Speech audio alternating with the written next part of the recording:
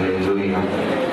మరి దేవుని యొక్క వాక్యం కోసం మనము అపోస్తలుడైన పౌలు గారు ఎఫెసీయులకు రాసిన పత్రిక 4వ అధ్యాయము మొదటి 2 వచనాలు చదువుకుందాం.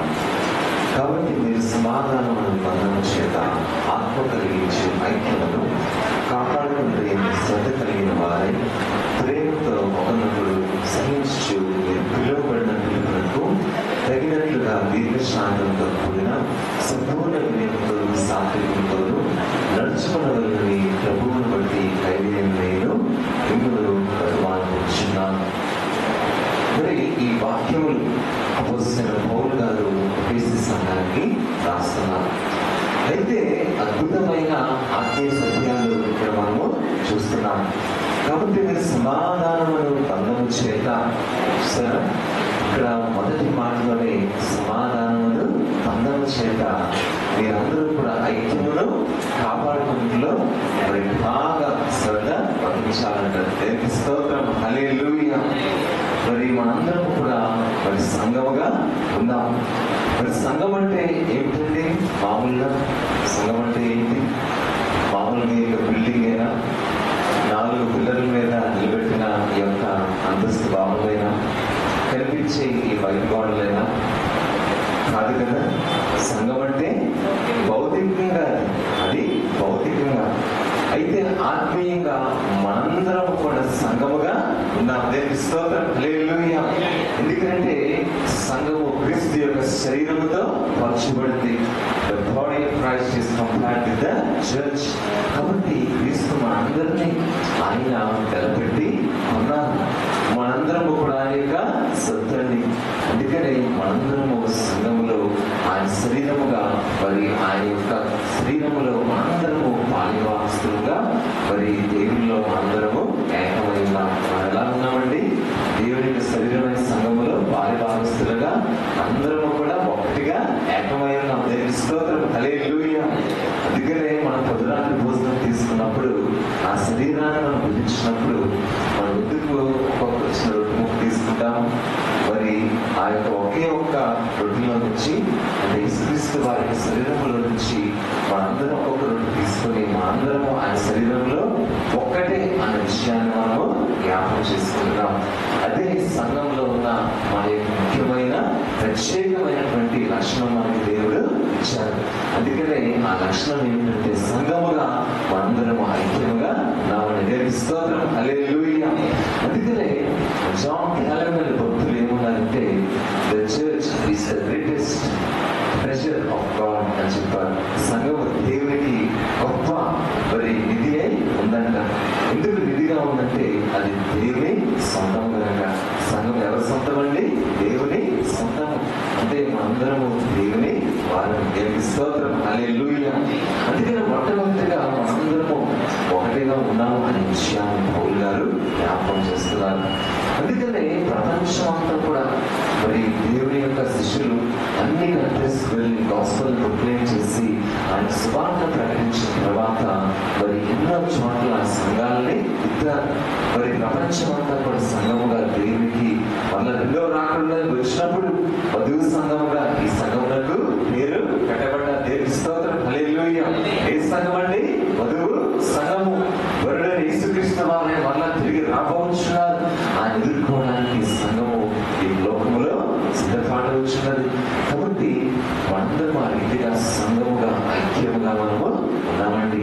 కాబట్టి ఈ యొక్క లక్షణము, ఐక్యత అనే లక్షణము దేవుడు మనకి ఇచ్చారు. అయితే దీన్ని మనము మన జీవితాంతము కూడా మరి కాపాడుకొని నిలబెట్టుకోవాలంట. ఏం చేయాలండి? కాపాడుకొని నిలబెట్టుకోవాలి. అది మన వల్లే దేవుడు మనకి ఆ యొక్క బాధ్యతని ఇవ్వడము జరిగింది. ఎందుకంటే దేవుడు మరి ఆయన ఉన్నతమైన ప్రేమతో మనల్ని కూడా అదే రీతిగా మరి ప్రేమించి సహించి మరి ఓర్చుకుని మనల్ని దేవుడి లోకంలో ఆయన వారిగా మనల్ని చేసుకున్నారు. దేవుని స్తోత్రం కలుగుగా, హల్లెలూయా. ఏ విధంగా ఆయనలో ఒకటిగా చేస్తున్నారండి? ప్రేమించి సహించి ఆయనలో ఒకటిగా మనల్ని చేసుకున్నారు.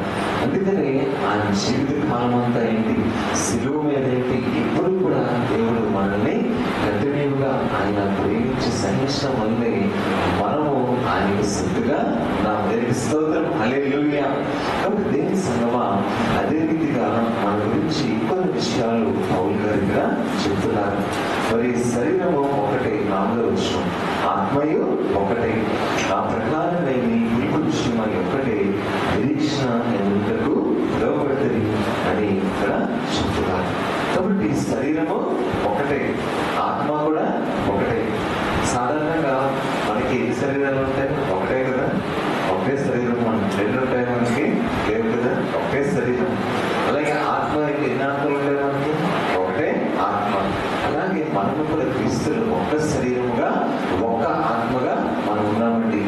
అందుకనే మనము ఒక్క శరీరంగా ఒక్క ఆత్మగా ఉన్నాం కాబట్టి మరి నిరీక్షణ కలిగి ఉండటకు మనందరము కూడా పిలువబడ్డాం.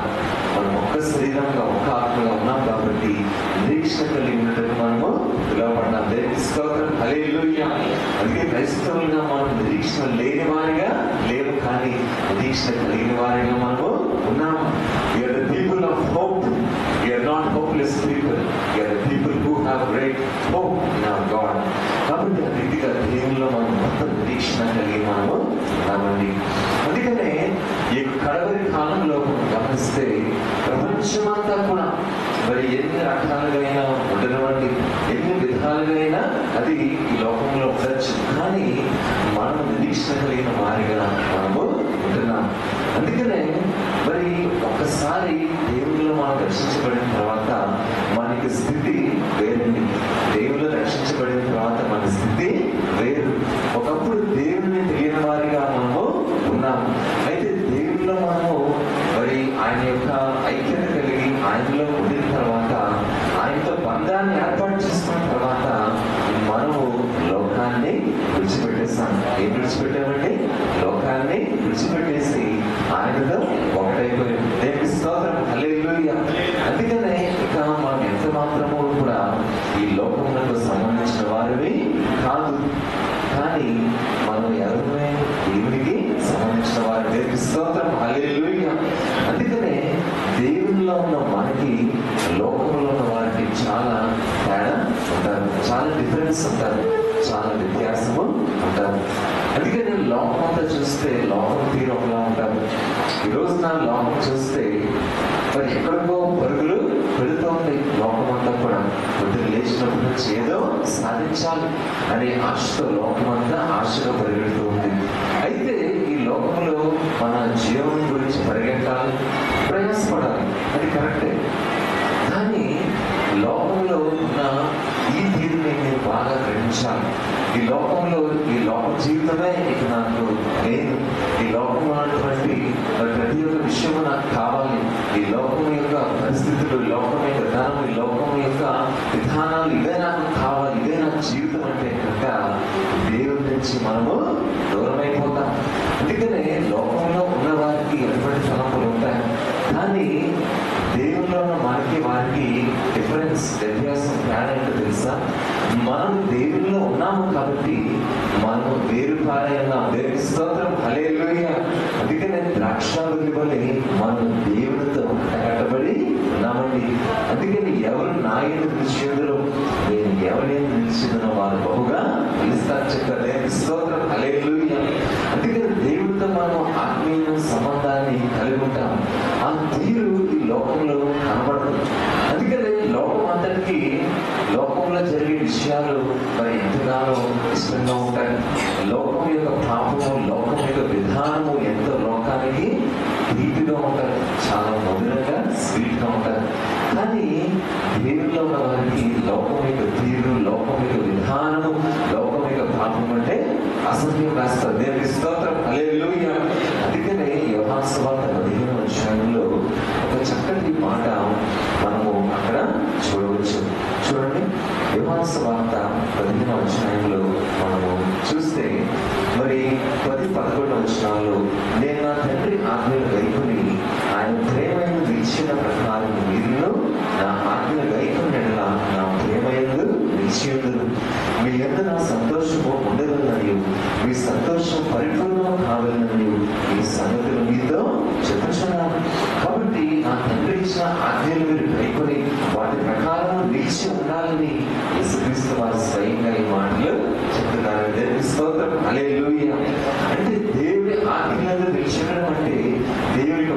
యందు, దేవుని చిత్తమునందు, దేవుని యొక్క ఆశల యందు మనం స్థిరముగా నిలిచి ఉండటం.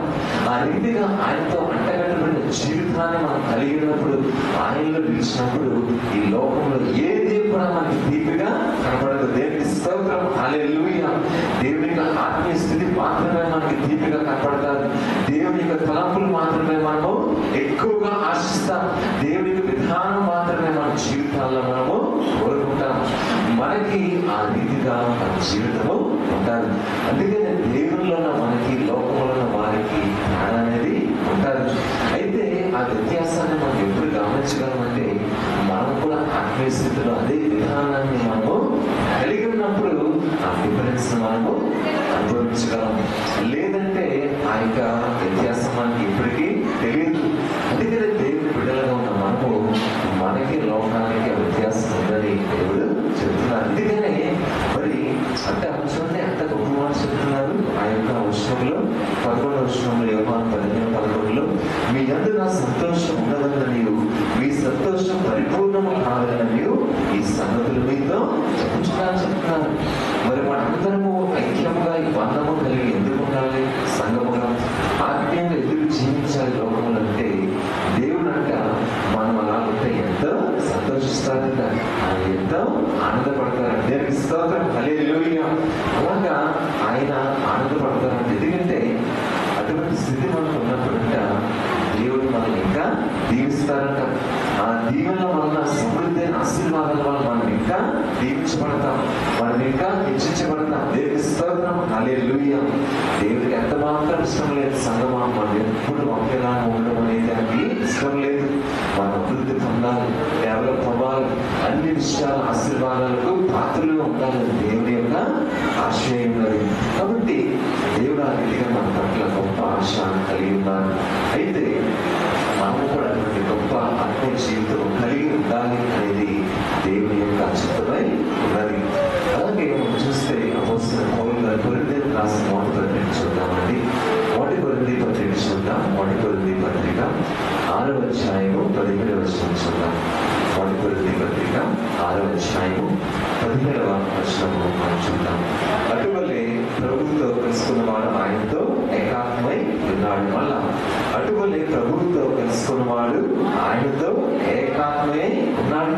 కాబట్టి దేవునితో కలిసిన మనము, అంటగట్టబడిన మనము ఆయనతో ఏకాత్మ కలిగిన వారిగా ఉన్నామండి. అయితే ఏకాత్మ అంటే ఇప్పుడు మీరు ఆలోచించండి. మామూలుగా మనం పాలలో తోడు చుక్కేస్తాం కదా, పాలలో ఏమేస్తాం, పెరుగు చేయడానికి తోడు చుక్కేస్తాం. అప్పుడు కొంచెం పెరుగు తీసి పాలలో వేసినప్పుడు ఏమవుతుంది, అది కలిసిపోతుంది. అసలు ఎలా ఉంటుందంటే మనకు తెలియదు. ఆ తోడు చుక్కేసిన మనం కనిపెట్టగలమా? కలిసిపోతుంది, ఏకమైపోతాయి పాలు, పెరుగు. అలాగే మనము కూడా దేవుని ఆత్మలో కలిసిపోవాలంటే, అలా మనం ఒకటిగా ఉండాలంటే. దేవుని స్తోత్రం, హల్లెలూయా. అలాగే దేవుని ఆత్మలో మనము అనుదినము ప్రార్థనలో మనం బాగా దేవుడిలో నిలిచినప్పుడు అటువంటి పరిశుద్ధాత్మ శక్తి ఏడంతలుగా దేవుడు మన జీవితాల్లో మన ఎదిగి అమరుస్తారు. దేవునికి స్తోత్రం, హల్లెలూయా.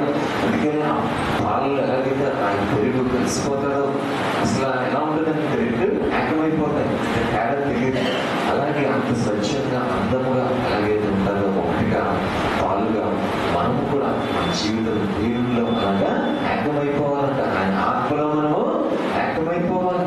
మరి దేవుడి యొక్క విశ్వాసులు, ఆయన యొక్క శిష్యులు కూడా అదే విధంగా ఏకమైపోయారండి. చూడండి, మరి అపోస్తలులు కూడా వారి జీవితాల్లో మేడగది మీద ప్రార్థన చేసినప్పుడు అనుదినము కూడా వారు ఏకాత్మ కలిగిన వారిగా ఉన్నారు. ఎటువంటి ఆత్మ అండి? ఏకాత్మ కలిగిన వారిగా ఉన్నారు. ఏకాత్మ కలిగిన వారిగా ఉంటూ వారు ప్రార్థన చేశారు. అంతేగాని ఒకరికి ఒక ఆత్మ, ఇంకొకరికి ఇంకొక ఆత్మ లేదు కదా. వేరే వేరే ఆత్మ లేదు, అందరికీ ఒకటే ఆత్మ. అదే దేవుని యొక్క పరిశుద్ధాత్మ. The Holy Spirit of God is one in all the apostles when they prayed in the Spirit of God. Hallelujah, hallelujah, hallelujah. కాబట్టి మన జీవితాలు మొట్టమొదటిగా సంగముగా మనం దేవుని యొక్క వాత్సల్యము, ఆయన దయ, కనికరము, ప్రేమ మొట్టమొదటిగా కలిగి ఉండాలి అంటే మరి మనం ప్రార్థన బాగా చేయాలి. ప్రార్థన ద్వారా తప్ప ఐక్యముగా ఉండలేము. ఓన్లీ ప్రార్థన ద్వారా మాత్రమే మనందరూ దేవుల్లో ఐక్యముగా ఆయన ఆత్మ కలిగి ఉండగలం. అందుకనే ఆదిమ సంఘం మనం చూస్తే అంత బలంగా ఉండడానికి కారణం ఏంటంటే వారి ప్రార్థనలో ఎడతెగగా ఉన్నారు. దేవుని స్తోత్రం, హల్లెలూయా. దేంట్లో ఎడతెగగా ఉన్నారండి? ప్రార్థన వారు ఎడతెగగా ఉన్నారు. అంతేగాని ఈ లోకం యొక్క ముచ్చట్లో ఎడతెగ లేదు. ఈ లోకం యొక్క మరి మాలిన్యములు, ఈ లోకం యొక్క మాయ మాటల్లో మునిగిపోయి, ఆ కబుర్లు ఈ కబుర్లు మునిగిపోయి, ఆ చాడీలు చెప్పడంలో ఈ చాడీలు చెప్పడంలో, ఆ ముచ్చట్లో మునిగిపోయి, మరి ఆ విషయాల్లో ఈ విషయాల్లో ఆయనలాగా ఈమెలాగా ఈ పరిస్థితి లాగా అది ఎలా ఉందని ఇది ఎలా ఉందని అని ఎక్కువసేపు వాటి మీద ఈ లోకం మీద దృష్టి పెట్టలేదు. కానీ దేవుని యొక్క ప్రార్థన మీద ఎక్కువ వారు దృష్టి పెట్టి దానిలో ఎక్కువగా ఆత్మతో వారు బాగా ప్రార్థన చేశారు. అందువలన ఈ ఎడతెగగా దేవుని ప్రార్థనలు ఉన్నారు కాబట్టి దేవుని పరిశుద్ధాత్మ శక్తి వారి జీవితాలు బహు బలంగా పనిచేస్తుంది.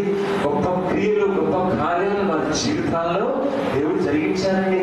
అందుకనే వారు భూ దిగంతముల వరకు వెళ్ళిపోయారు. అందుకని ఎక్కడికి వెళ్ళిపోయారండి? భూ దిగంతముల వరకు వెళ్ళిపోయారు. ఇజ్రాయెల్ చూస్తే చిన్న దేశం, చిన్న దేశం, కానీ అక్కడి నుంచి భూ ప్రపంచమంతా కూడా తలకిందులు చేసే వారిగా వారు తయారయ్యారు. దేవుని స్తోత్రం, హల్లెలూయా. దాని గల ప్రధానమైన కారణం ఒకటే, వారు ప్రార్థన యందు ఎడతెగగా ఉన్నారు కనుక దేవుని పరిశుద్ధాత్మ శక్తి బహు బలంగా పొందుకున్నారు. బహు బలంగా పొందుకున్నారు కాబట్టి మరి ప్రేమ, వాత్సల్యం, కనికరం అన్నీ కూడా దేవుడు వాళ్ళు బహుగా నింపారు, బాగా నింపేశారు. దేవుని స్తోత్రం, హల్లెలూయా. అందుకనే మనం ప్రతిరోజు ప్రార్థన చేసుకుంటే ఈ ప్రార్థన ద్వారా మన యొక్క ఆత్మీయ స్థితి బలంగా కట్టబడతారు. అలాగే మన యొక్క జీవితంలో దేవుని వాక్యం కూడా అదే విధంగా చాలా ప్రాముఖ్యమైనది. ప్రార్థన చేసి దేవుని యొక్క వాక్యం ఎవరైతే చదువుతారో దేవుడు మనతో ఏం మాట్లాడుతున్నారో మనకి అర్థమవుతుంది కదా. అంటే ప్రార్థన చేస్తున్నప్పుడు మనం ఏం చేస్తున్నామో దేవుడితో మాట్లాడుతున్నాం. మరి వాక్యం చదివినప్పుడు ఏమవుతుంది? దేవుడు మనతో మాట్లాడతారు. వెరీ గుడ్, బాగా చెప్తారు. వాక్యం చదివినప్పుడు దేవుడు మనతో మాట్లాడతారు. అందుకని 2 స్టేట్స్ నుంచి మనకి దేవుడితో సహవాసము ఉండాలి. అలా ఉన్నప్పుడే మనం పరిపూర్ణంగా మనము ఉండాలి. అందుకనే దేవుని సంగమా ఈ రీతిగా మనము ఈ యొక్క వేడిలో మనము ఉండాలి. ఈ పరిశుద్ధాత్మ శక్తి యొక్క వేడిలో మనము ఉండాలంటే ఈ ప్రార్థన, దేవుని వాక్యం చదవడం అనేది చాలా ముఖ్యం మన జీవితాల్లో. ఈ 2 కూడా మనము ఇస్తామకూడదు. దేవునికి స్తోత్రం, హల్లెలూయా. పక్షి ఎక్కడైనా ఒక రెక్కతో ఎగరగలనా ఆకాశంలో? చెప్పండి. ఏ పక్షి అయినా తీసుకొని ప్రపంచంలో ఒక రెక్కతో ఎగరగలనా? అలాగే మనకు కూడా ప్రార్థన అనేది ఒక రెక్క అయితే మరొక రెక్క దేవుని యొక్క వాక్యము. దేవునికి స్తోత్రం, హల్లెలూయా. ఆ పరిశుద్ధాత్మ యొక్క భావనమే ఆ 2 రెక్కలు దేవుని యొక్క ప్రార్థన, దేవుని యొక్క వాక్యములకు సాదృశ్యంగా ఉన్నాయండి. దేవుని సంగమా మరి దేవుని యొక్క వేడిలో ఆయన వాక్యంలో పరిశుద్ధాత్మ నడిపింపులో ప్రార్థన వాక్యములను మనం ఎడతెగగా జీవించాలి. జీవించినప్పుడు దేవుని యొక్క ప్రేమ, వాత్సల్యం, కనికరం మనలో బాగా నింపబడతాయి. అయితే అవన్నీ నింపబడినప్పుడు మనకి ఏమవుతుంది? వాటితో మనము అలాగా ఉండిపోము. ఆ ప్రేమ, వాత్సల్యం, కనికరం మనలో నింపబడినప్పుడు మనము దేవుని ద్వారా దేవుని కోసం ఏదో చేయాలని మనము ఆశపడతాం. అలా ఆశపడినప్పుడు మనం ఏం చేస్తామంటే మొట్టమొదటిగా దేవుడు ఆశించిన విధానంలో మనము జీవిస్తాం. అందుకని సామెతల గ్రంథము చూద్దామండి. సామెతల గ్రంథము 25వ అధ్యాయం. సామెతల గ్రంథము 25వ అధ్యాయము 6వ వచనము చదువుకుందాం.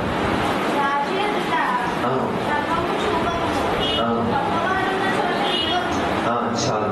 మరి రాజు ఎదుట దంభము చూపకము, గొప్పవారిని చోట నిలవకము. మరి ఆ రీతిగా మనం చూస్తే ఈ యొక్క మరి వాక్యంలో మరి దేవుని యొక్క మరి శ్రేష్టమైన స్థితిని గురించి మరి సొలొమోను గారు జ్ఞాపకం చేస్తున్నారు.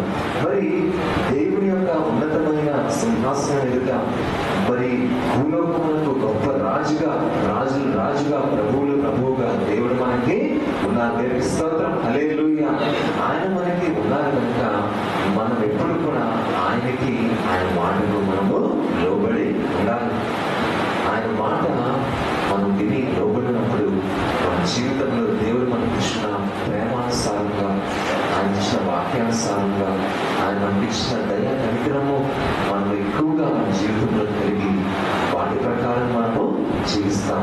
అందుకనే దేవుని కొరకు మనం అనేకమైనటువంటి కార్యాలు మనము చేస్తాం. అందుకనే ఎఫెసీ పత్రిక 4వ అధ్యాయంలో మనం చూస్తే, ఎఫెసీ పత్రిక 4వ అధ్యాయం ఆ యొక్క 6వ వచనంలో, అందరికీ తండ్రి అయిన దేవుడు ఒక్కడే, ఆయన అందరికీ పైగా ఉన్నవాడే, అందరిలో వ్యాపించి అందరిలో ఉన్నాడు. చూసారా, ఇక్కడ కూడా చక్కటి మాట, దేవుని స్థితిగతులను ఇక్కడ మనము చూస్తున్నాం. అందరికీ తండ్రి అయిన దేవుడు ఒక్కడే, ఆయన అందరికీ పైగా ఉన్నవాడే, అందరిలోనూ వ్యాపించి అందరిలో ఉన్నాడు. ఆయన ఎటువంటి వారండి? అందరికంటే పైన ఉన్నవారు, రాజులకు రాజు, ప్రభువులకు ప్రభు. ఇందాక చదువుకున్న సాంతులు దాన్ని దీనికి లికప్ చేసుకోవాలి. 2 వాక్యాలు. దేవుని స్తోత్రం, హల్లెలూయా.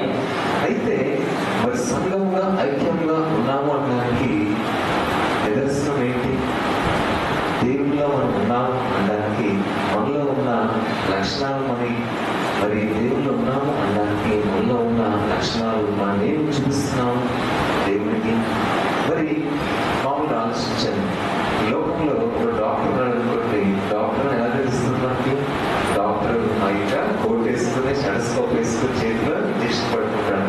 అలాగే ఆ డాక్టర్ లాగే మాట్లాడతాడు, డాక్టర్ లాగే అన్ని పనులు చేస్తాడు. అయితే మరి మనం కూడా దేవుల్లో ఉన్నాము అనడానికి ఒక గుర్తు ఏంటి? వెరీ గుడ్, దేవుని యొక్క ప్రేమ. దేవుని స్తోత్రం, హల్లెలూయా. మరి ఆ ప్రేమ మనం క్రియల్లో మనము చూపించగలుగుతాం. అదే గుర్తండి. అందుకనే సంఘము దేవుని ప్రార్థనలో బలపడి దేవుని ప్రేమలో నింపబడినప్పుడు ఆ కార్యాలను చూపిస్తారు. అందుకనే మనం గమనిస్తే ఒక సంఘటన నాకు జ్ఞాపకము వస్తుందన్నమాట. నేను ఒక ఊరికి కొన్ని సంవత్సరాల క్రితము సువార్తను ప్రకటించడానికి వెళ్ళినప్పుడు మరి ఒక పెద్ద ఆవిడ నాతో ఈ సాక్ష్యాన్ని ఆ యొక్క మీటింగ్ అయిన తర్వాత చెప్తున్నారు అనమాట. పాస్టర్ గారు, మరి నా జీవితంలో ఒక సంఘటన జరిగిందని చెప్తున్నారు అనమాట. ఏంటమ్మా ఆ సంఘటన అడిగాను. అయితే నేను దేవుని యొక్క సహవాసంలో ఉన్నాను కదండి, సంఘంలో ఉన్నాను కదా, నేను దేవుని కొరకు ఆ ప్రేమతో నింపబడి మరి ప్రేమ హృదయంలో ఉంటే అలా దేవుని కొరకు ఏదో ఒకటి చేయాలి కదా నేను ఎంతగానో ఆశపడ్డాను. అయితే దేవుడు నాకు ఒక నడిపించాను. ఏంటంటే మరి సంఘంలో ఉన్న నీవు నా కొరకు ఏదో ఒకటి చెయ్యి దేవుడు ప్రేరేపణ ఇచ్చాడు.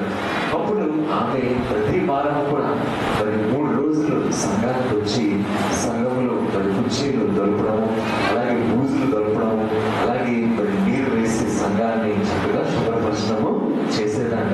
అలాగే తన జీవిత కాలంలో మరి నాకు దేవుడి ప్రేమ ఉంది కదా, అయితే ప్రేమను చూపించాలి కదా, అప్పుడే దేవుడు చూస్తారు అని గ్రహించి తన జీవితంలో మరి జీవితాంతం కూడా అదే పని ఆమె చేస్తూ కొనసాగించిందంట. అంటే దేవుని యొక్క సేవని సంఘంలో మరి ఒక చక్కటి పరిచర్య చేస్తూ కుర్చీలు తులుస్తూ బూజు తులుతూ మరి అంతా కడిగి నీటిగా శుభ్రపరిచే పని ఆమె చేస్తుందంట. అయితే ఆమె స్థితి చూస్తే మామూలుగా ఆమె పెద్ద స్థితే కాదు, మామూలు వ్యక్తే, అంత పెద్ద ఉన్నతమైన ఐశ్వర్యం కలిగిన వ్యక్తి కాదు. కానీ మామూలు స్థితిలోనే ఉన్నా సరే దేవుని కొరకు ఏదో చేయాలి అనే ఆశ. అందుకనే ఆమెకు ఒక రోజు ఒక దర్శనం వచ్చిందంట. ఏమొచ్చిందండి? ఒక దర్శనం వచ్చిందంట. ఆ దర్శనంలో ఏంటంటే ఆమె పరలోకంలో ఉన్నట్టు, ఆమె పెద్ద భావంలో ఉన్నట్టు, ఆమె చాలా పెద్ద భావంలో ఉన్నట్టు. అయితే ఆ భావనంలో మరి బంగారంతో వచనాలతో కూడిన భావనంలో ఈమె ఉందంట. ఆ భావనం చాలా పెద్దగా ఉందంట. దేవుని స్తోత్రం, హల్లెలూయా. అయితే ఆమె గమనిస్తుందంట. అయితే ఈ లోకంలో కొద్దిమంది ఆమె తెలిసిన వారు కూడా ఉన్నారంట. అయితే తెలిసిన వారు ఆమె కంటే ఇంకా ఉన్నతమైన స్థితిలో జీవించేవారండి ఈ లోకంలో. కానీ దర్శనంలో చూస్తే ఈమె భవనము వారందరికంటే ఇంకా చాలా ఎత్తుగా పెద్దగా కోటలా ఉంటుంది. దేవుని స్తోత్రం, హల్లెలూయా. అదేంటి మరి?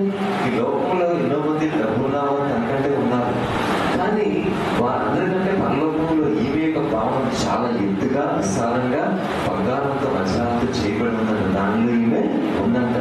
మరి లోకంలో స్థితి చూస్తే చాలా దీనమైన స్థితి. ఆమె ఆశ్చర్యపోయిందంటే, ఏంటి ప్రభు నాకు ఇంత గొప్ప స్థితి ఇచ్చారు పరలోకంలో, ఈ లోకంలో అసలు మామూలు స్థితి అంటే అప్పుడు దేవుని దేవతలు చెప్ప విషయాన్ని చెప్తున్నాను. అమ్మా, నువ్వు లోకంలో దేవుని స్థానంలో ఉన్నావు అంటే, కానీ నువ్వు దేవుని కొరకు నీ జీవితాంతం సేవనే చేశావు. సంఘంలో ఆశ కలిగి ప్రతి వారం 3 రోజులు వచ్చి కడిగి మొత్తం సంఘం అంతా విచ్చి ముందు దొరికి దేవుని సేవ చేశావు కదా. అందుకని నువ్వు ఈ లోకంలో దేవుని సంఘంలో దేవుని కొరకు విత్తావు కాబట్టి పరలోకంలో నీ కొరకు దేవుడి యొక్క ఉన్నతమైన భవంతిని కట్టించాలని చెప్పిందంట దేవదూత. దేవుని స్తోత్రం. హల్లెలూయా, హల్లెలూయా. అందుకని మనం ఏం విత్తామో ఆ పంటనే మనము వస్తాం. అందుకని దేవుని కొరకు మనం ఏ చిన్న పని చేసినా దానికి సమానంగా ఆ పరలోక బ్యాంక్ అకౌంట్ లో దేవుడు మనకి జమ చేస్తారు. దేవుని స్తోత్రం. హల్లెలూయా. ఆయన ఏనాడు కూడా రుణము ఉంచుకోనండి. అందుకనే దేవుడి ఆశీర్వాదాలు, దేవుని ప్రేమతో ఆశ కలిగి మనము యథార్థమైన హృదయంతో చేసినప్పుడు దేవుడు దాన్ని చూస్తారు. తప్పక దేవుడు మనకి శ్రేష్టమైన సిద్ధాన్ని మనకి ఇస్తారు. అలాగే ఈ లోకంలో కూడా దేవుడు అనేకమైన విధాలుగా మనకు దేవుడు ఆశీర్వదిస్తారు. కాబట్టి అటువంటి ఆశ మనలో ఉండాలి. అటువంటి హృదయం మనం కలిగి ఉన్నప్పుడు దేవుడు ఆశగల ప్రాణాన్ని గుర్తుపరిచే గొప్ప దేవుడుగా అంటున్నారు. మన జీవితంలో కూడా దేవుడు మరి ఆయన ఆశ్రయించినప్పుడు అటువంటి హృదయం మాకున్నప్పుడు దేవుడు మనల్ని గొప్పగా వేయిస్తారండి. కాబట్టి ఎటువంటి ఆశ కలిగి మనము ఉంటున్నామా, అటువంటి నిరీక్షణ మన జీవితంలో మనకుందా అనే విషయాన్ని మళ్ళా సమయంలో దేవుడు మనతో మాట్లాడుతున్నారు. మత్తయి సువార్త 23వ అధ్యాయము మరి ఈ సమయంలో ఒకసారి మనము చూద్దాము. మరి అయితే మీరు ఏం చేస్తారంటే 11 నుంచి, మీలో అందరికంటే గొప్పవాడు మీకు పరిచారకుడై ఉండవలను, తను తాను హెచ్చించుకున్నవాడు తగ్గింపబడను, తను తాను తగ్గించుకున్నవాడు హెచ్చింపబడను.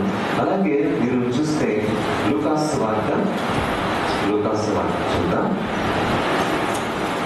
లూకాసు వార్త 14వ అధ్యాయంలో మనము చూసినట్టుగా మరి అక్కడ 8వ వచనం లూకాసు వార్త 14:8, నేను ఎవరైనా పెళ్లి మీద పిలిచినప్పుడు అగ్రపీఠం మీద కూర్చున్న వద్ద నీకు ధనుడు చేత పిలువబడగా నీవును అతను పిలిచిన వాడు వచ్చి నీ చోటు నీతో చెప్పను.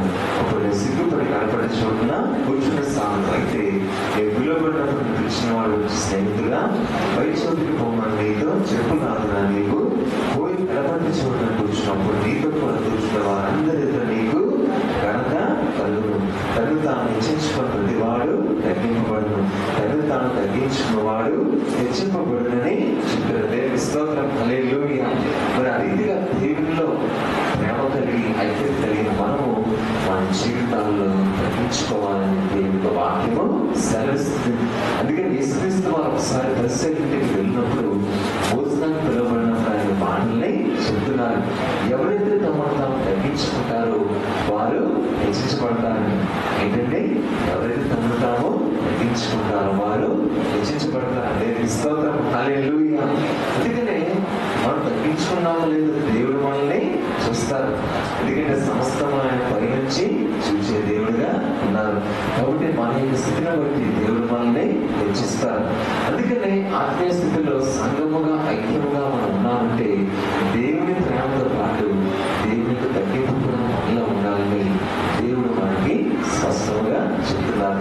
అందుకనే యేసుక్రీస్తు వారు అంతటి వారే ఆయన కూడా ఎక్కడికైనా పిలువబడినప్పుడు మొట్టమొదటిగా ఏం చేసేవారంట, ఆయన వెళ్ళిన వెంటనే పెద్ద సింహాసనం మీద ఆయన కూర్చునేవారు కాదు, మామూలుగా ఎక్కడో కూర్చునేవారు.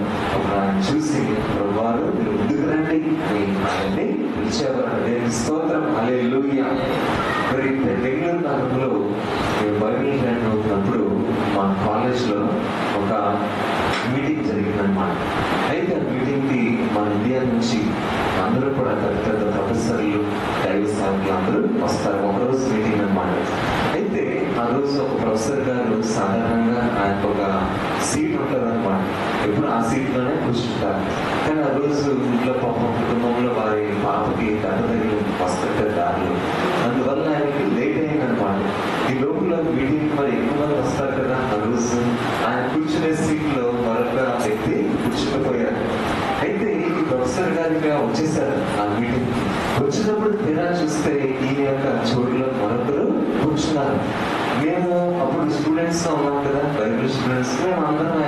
గమనిస్తున్నాం.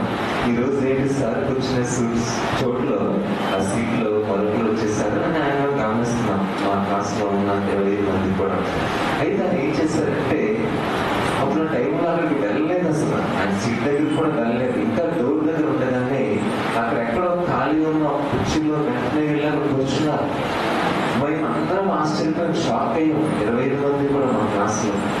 ఏంటి సార్ అసలు కనీసం అక్కడికి వెళ్ళకుండానే ఏం మాట్లాడకుండానే అక్కడ ఏదో ఖాళీ ఉంటే వెంటనే కూర్చుకుపోయారు.